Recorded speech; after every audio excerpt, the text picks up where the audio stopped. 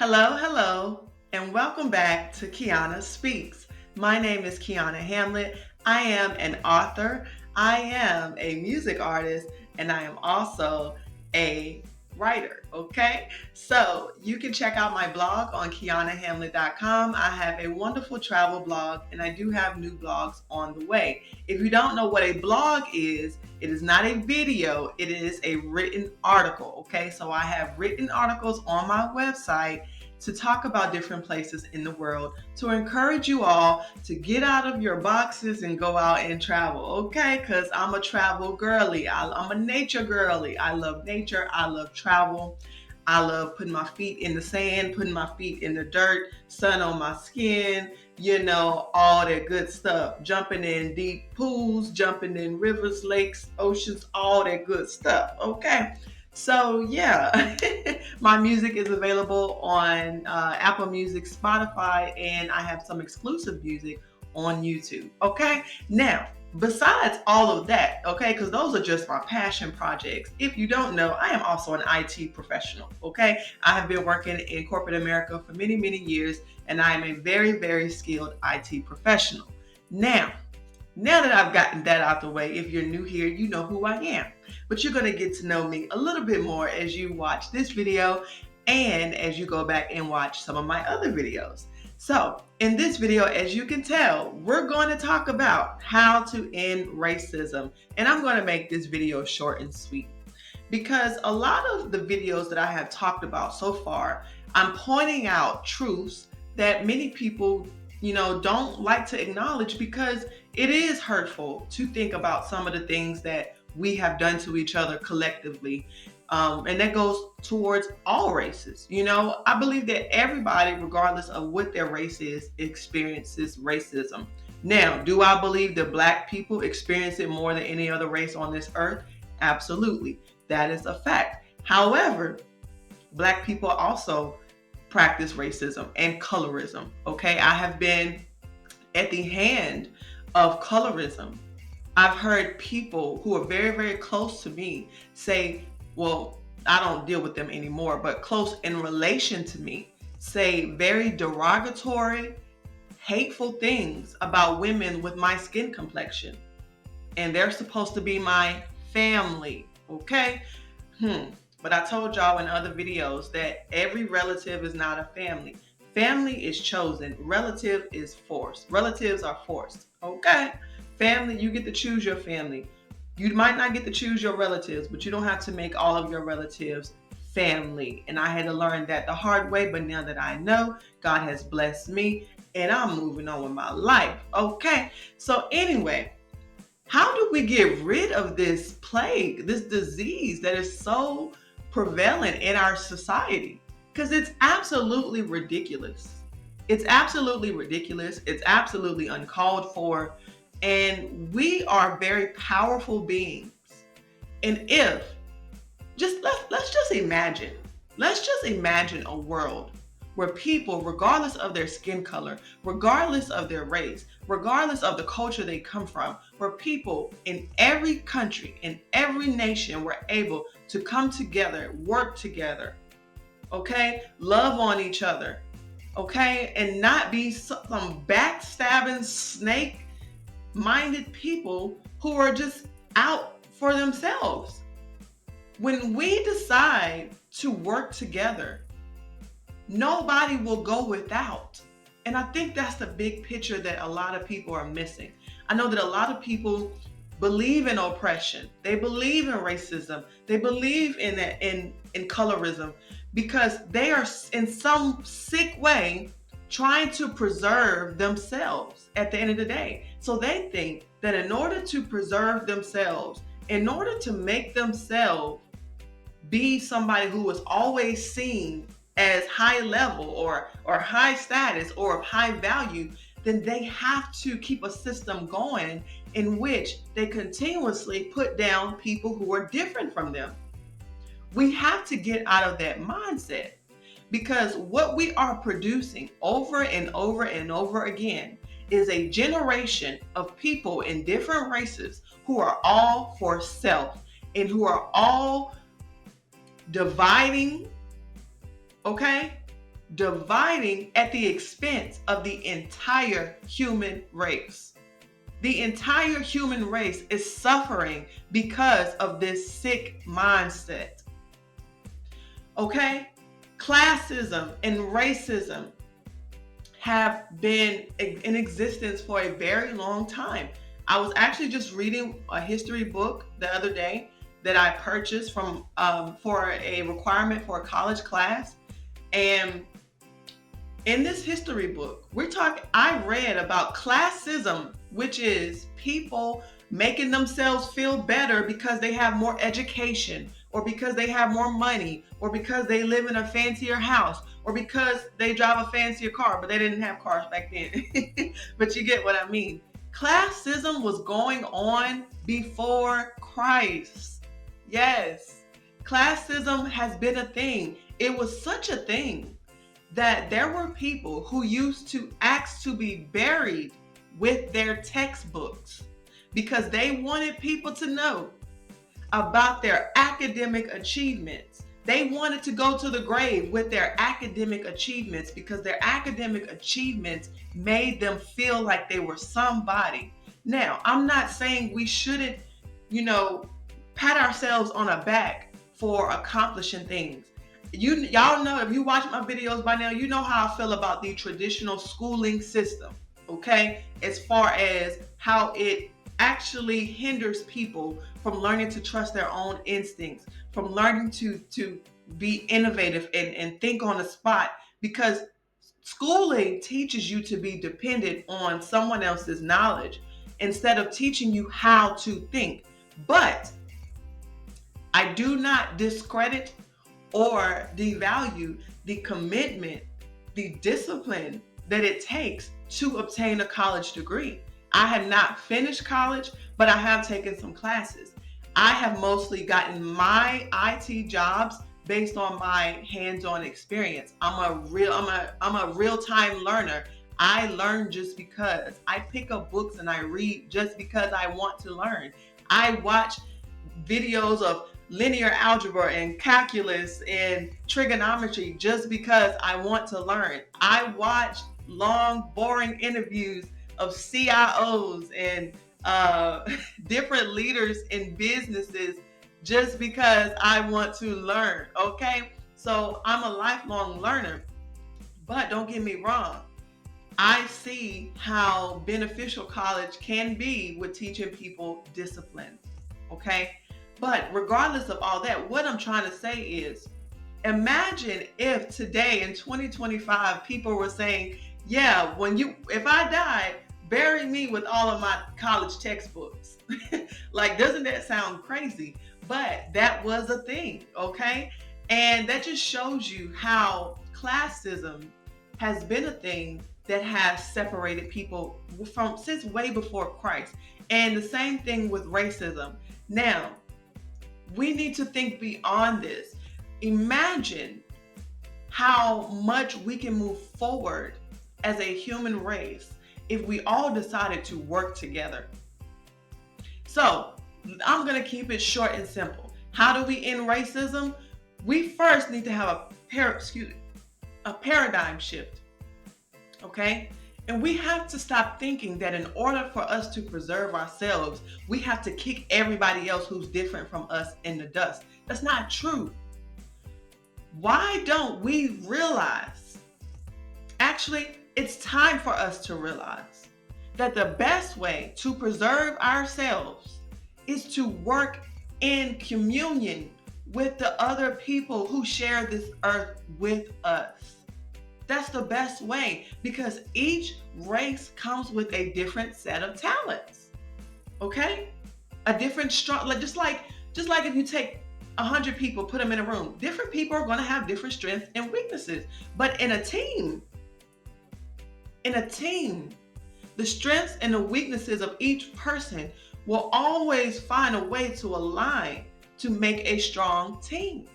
So we need to have the same mindset when it comes to humans on Earth as a whole. We do not have to destroy certain races in order to preserve ourselves. But what we should do and what we need to do moving forward is to stop thinking with a scarcity lack mindset. Because that's all that is.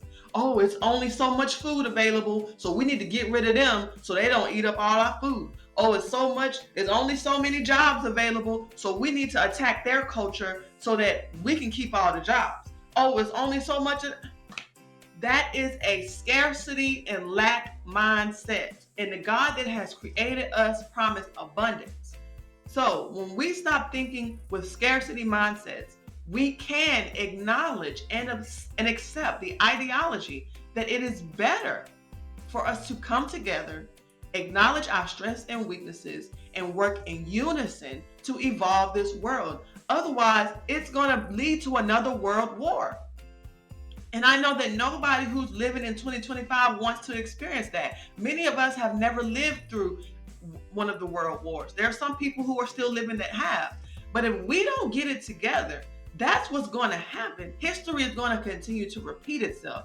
Why go through all that when we can learn to work together? As a African woman who was born in America, okay? American African. Like Dr. Umar said, American African. If you know, you know. I'm an American African, for real, for real. Okay. I have learned a lot of my professional development skills from people outside of my race. I learned a lot of it from white people and Indian people. That's how I was able to excel in the IT field as a woman with no college degree. I spent time in my spare time learning from people who were already doing it, utilizing YouTube University for free 99. I'm just trying to tell you. Okay, Eli, the computer guy, helped me get my first IT job. I'm trying to tell you. Eli, the computer guy. He's still making videos to this day, okay? And like I said, so many other people who, were already specialists in the field, and maybe they had slowed down a little bit, and then they decided to utilize YouTube or Udemy, which is another platform that I take classes on, to share some of their wealth. But I can honestly say that very few of those people share my same skin tone. Very few of those people share my same background or my same culture. You feel me? So what I'm trying to say is I would not be who I am today, this super dynamic, well-rounded, highly developed individual, able to, embrace my own culture. And also I'm still learning the African culture that I never got to experience due to the slave trade, okay? I'm learning the African culture. I'm also trying to embrace what was positive about the culture I grew up in, but I'm also open to growth, and I'm trying to evolve as a human being and as a professional in this world. And that would not be possible if I didn't embrace learning some things from people who do not look like me, and possibly people who don't even like me.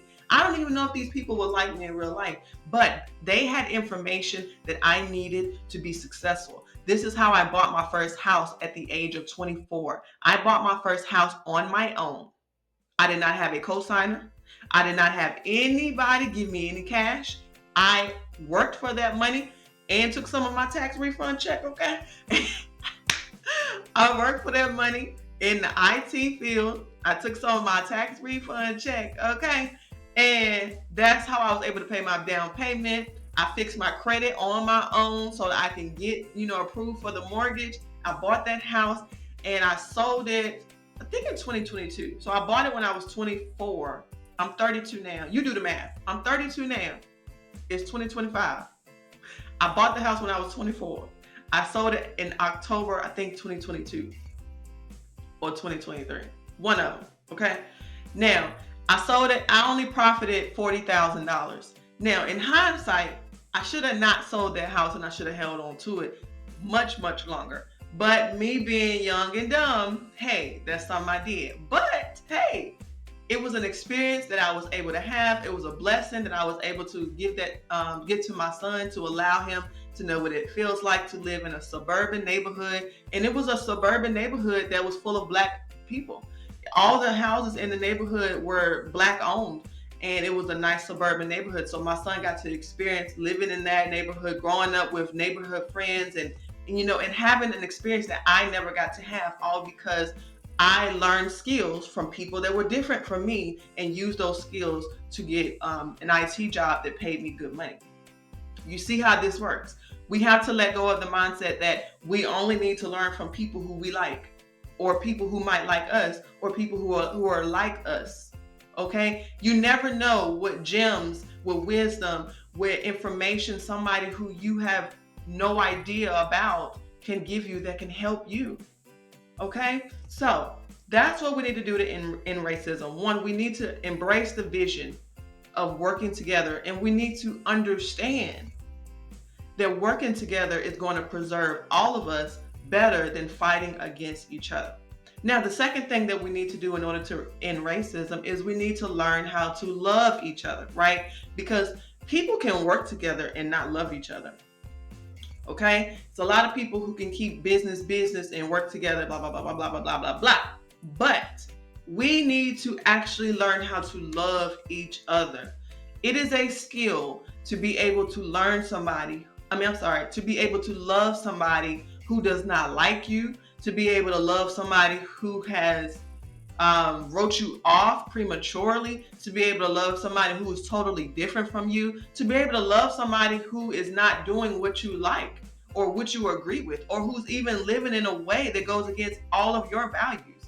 The thing is this: I'm not saying that we have to blindly support each other. I'm not saying that we have to not hold each other accountable for what we do. That's not what I'm saying at all. In fact, I believe in accountability. God believes in accountability. My growth that I have accomplished up until this day was only possible with accountability, holding myself accountable for my mistakes, for my ignorance at times, and forcing myself to go and educate myself in areas in which I was ignorant. In order to even allow yourself to be educated, first you have to take accountability for your ignorance. Okay? So I'm not saying that. But what I am saying is that we can see somebody who may be on the wrong path and still have love for them. We can see somebody who may be doing the wrong things and still have love for them. We can see somebody who may be dangerous to us and still have love for them. And when I say to have love for somebody, I'm not saying to just invite them in your personal space like a fool. No. Because there are certain people who have developed such toxic mindsets and such toxic behaviors that it is best to love them from a distance. You feel me? Okay? To love them from a distance, because they lack the ability to take accountability, and they have no desire to change, and they only want to surround themselves with people who will enable them. People like that are very dangerous. So I'm not saying, when I say love, I do not mean invite these people in your personal space all willy-nilly. Okay? No, that's what fools do. I have been a fool before. Okay? I have been too much of a fool before, and I suffered the consequences. But when I say love, what I mean is to, for one, hold people accountable. It is love to hold people accountable. To tell each other the truth. It is truthful. It is love to tell each other the truth. Listen, let me give you a story really quick. There was a time in which I was embracing a very free, liberated lifestyle. And I remember I was posting some things online, and I was getting, although I was looking gorgeous. I had started posting some more provocative images online of myself, and I had never done that in my life. But I was just at that stage in my life, and I was just exploring a different way of thinking, a different way of living. I have been so corporate for so long, and I just wanted to just explore, like, breaking free from all the typical boundaries, right? But anyway, in the midst of some of the haters, I had one comment stuck out to me, and I don't even know who the girl was who said it, but she said, "This is not the Keonna that I knew from school." And at that time, something about that comment, it pierced me. And that was a seed that she planted that stuck with me, and it eventually reminded me to get back to who I was, because she was right. I wasn't being the Keonna that she knew in school. Nobody ever knew that to be part of my character. And it was never a part of my character to be that proud of my body to where I was showing myself in a provocative way. I've always been sexy because God blessed me with a sexy body my whole life. I mean, I'm just saying. But as far as showing it online in a provocative manner, like I was in that season of my life, that has never been who I was.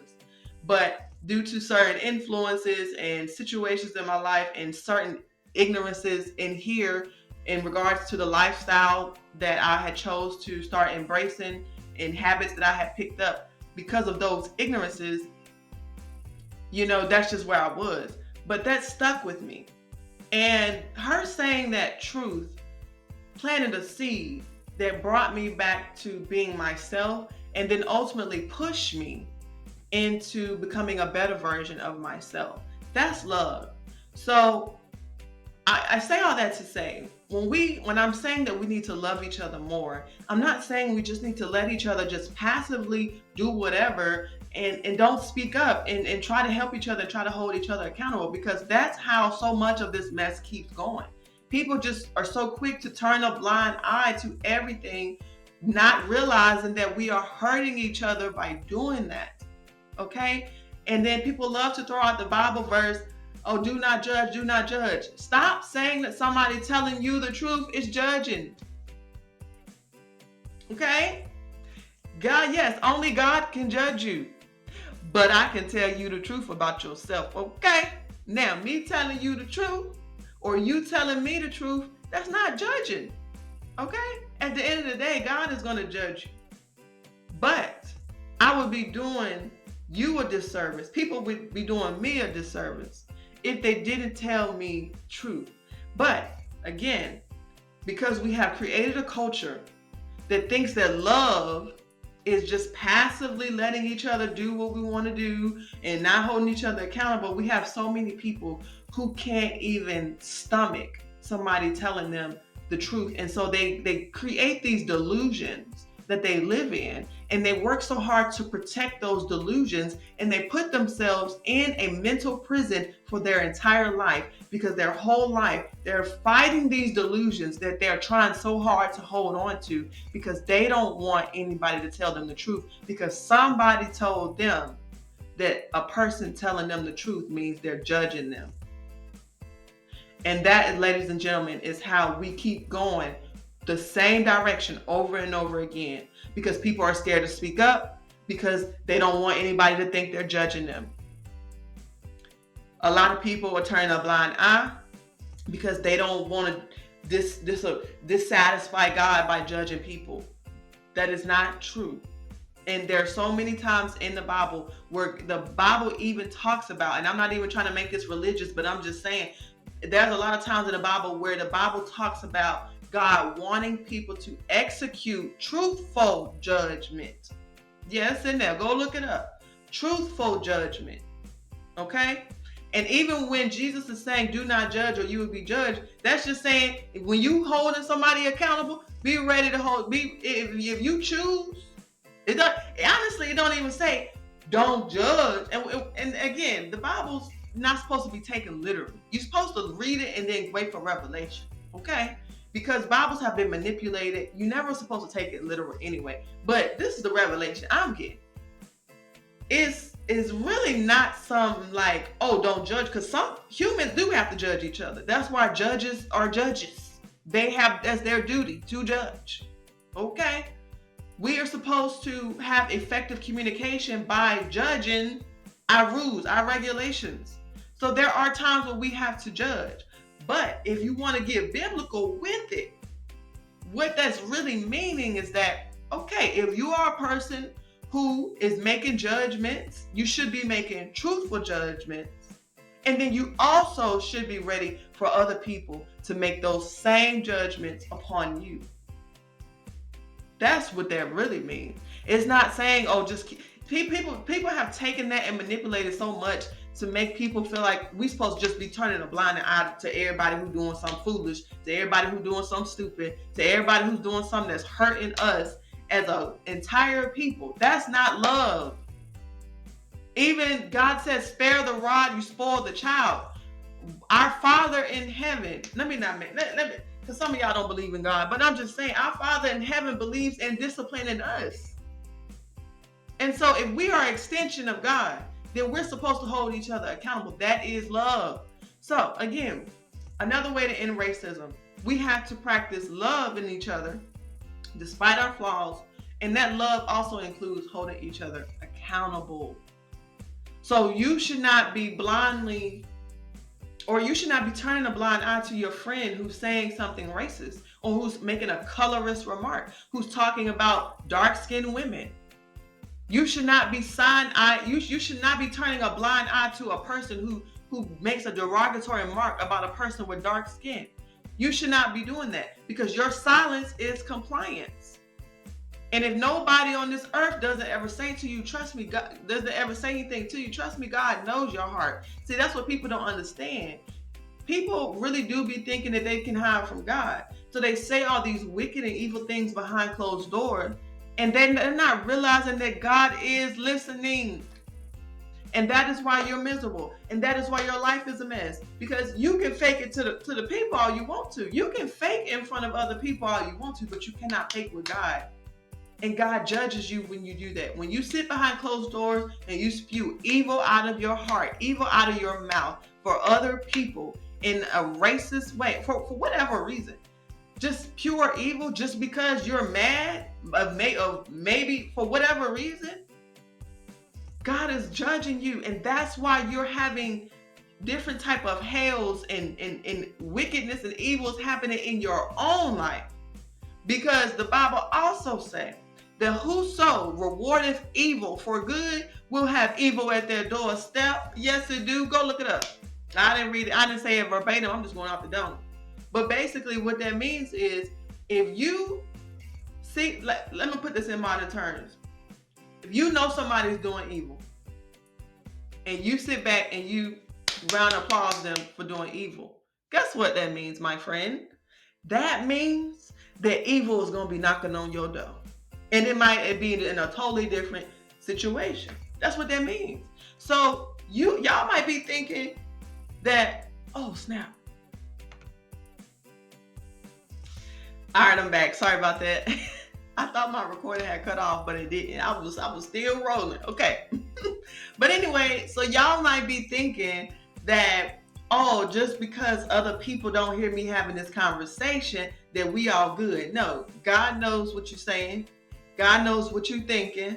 God knows what's on your heart. And you will face the consequences for the evil in your corrupted heart. Now, I didn't mean to take this holy for y'all, because I know that might be a little too holy for some of y'all. Okay. So let me come back in. All in all, what I am trying to say, I'm going to go ahead and sum this up. What I am trying to say is that we will end racism by embracing the fact that we are better together, and that there are a lot of different things that we can learn from each other. And that if we continue to fight over this super stupid idea, color of skin, then the world is going to be a hard place for all of us to live in. Well, for the people who don't know God to live in, because the children of God, we good regardless. Okay? The people who have submitted to God, we good regardless. It don't matter what y'all do. The people who live in the kingdom of darkness, but the people who live in the kingdom of heaven, we good regardless. But still, we can evolve better as a human race if we embrace the idea of coming together, working together, and learning from each other. And number two, we learn to love each other despite our flaws and our differences, hold each other accountable, and give people grace and time and space to grow. One of the things that I'm doing with my son right now is I'm changing his diet. I'm changing both of our diets drastically. Okay. And it's because I've been educating myself even more about some of the dangers with a lot of the food that we consume, or at least the food that I have been consuming throughout my life. Those dots are finally clicking at how dangerous and how unhealthy mentally, spiritually, and physically many of these foods are. So I'm not giving him a choice in a matter, because I know that I'm doing this as a long-term investment for his mental health, mine too, and his physical health and mine too. However, I am giving him time and grace and education to allow him to adapt to this new understanding that I have, to this new paradigm shift. And that's something that everybody needs to be willing to give everybody. I remember there were times in my life, my young adult, I'm only 32. Don't you know, throughout my entire young adult life, I'm talking about from 18 even to now, I'm really, really young. I had people who were coming down so hard on me for doing the things that young people do. Like going to the club when I was 18. Wow. So terrible. Going to the club with a tight dress on. You're 18 years old, you're going to the club with a tight dress on. Wow, you must be a terrible mother. Don't you know I had people telling me that I was trying to make me feel like I was a terrible mother when I was 18, 19, 20, 21. Mind you, I moved out on my own at 18 years old. Okay? So throughout my whole young adulthood, I have taken care of me and my child by myself primarily. I may have had to stay with some people here and there a couple times, you know what I'm saying? Because I was young and dumb, making financial mistakes, and it happens. You know, but again, in these times, that's the age frame where people are supposed to make those dumb mistakes. Especially if you're somebody like me who didn't have any guidance, had nobody showing me the ropes, had nobody educating me, had nobody trying to teach me anything. There were just people who were they had a whole lot to say, and they were just talking about my every mistake as if I was supposed to know it already. Like I was supposed to be this 18-year-old who just came out and just knew everything already. This 19-year-old, this 20-year-old, this 22, this 21, 22, with a young child. Okay, I moved out when I was 18 with a 2-year-old. With no guidance, no support system, just people talking crap about my every move, and they still do it to this day. But the difference now is they're not in my life anymore. Snip, snip, cut them off. Those are people I told you gotta love from a distance. You feel me? Okay, at 32, I realize that now because I suffered so much mentally, spiritually, emotionally. Okay, my own sister committed suicide. Okay, listen. Snip, snip. But anyway, my point is, I had people not ever willing to give me the room to grow.